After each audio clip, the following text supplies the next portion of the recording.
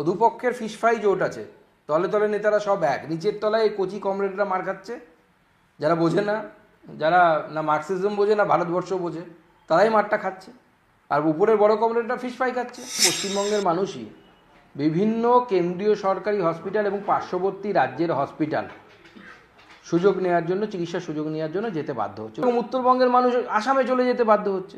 কারণ উত্তরবঙ্গের এই অবহেলা, বছরের পর বছরের অবহেলার ফলে যেটা হয়েছে, উত্তরবঙ্গের হেলথ যে ইনফ্রাস্ট্রাকচার, সেই ইনফ্রাস্ট্রাকচার সম্পূর্ণভাবে নষ্ট হয়ে গেছে, এবং হেলথ ইনফ্রাস্ট্রাকচার বলে কিছু নেই। ঘটনা ঘটা উচিত নয় আমার তো মনে হয়। দেখুন, ব্রাত্যবাবুরা আনন্দ করেছিলেন সেই সময় যখন রাজ্যপালের সাথে এই ধরনের ঘটনা ঘটেছিল।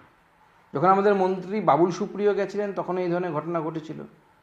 বিরোধী দলনেতাকে ঢুকতে দেবেন না যাদবপুর ইউনিভার্সিটির আন্ডারে, ভেতরে রাজ্যপালকে ঢুকতে দেবেন না, শিক্ষামন্ত্রীকে ঢুকতে দেবেন না, তিনি আমাদের বিরোধী দলের শিক্ষামন্ত্রী হতে পারেন, এটা ট্র্যাডিশন হতে পারে না।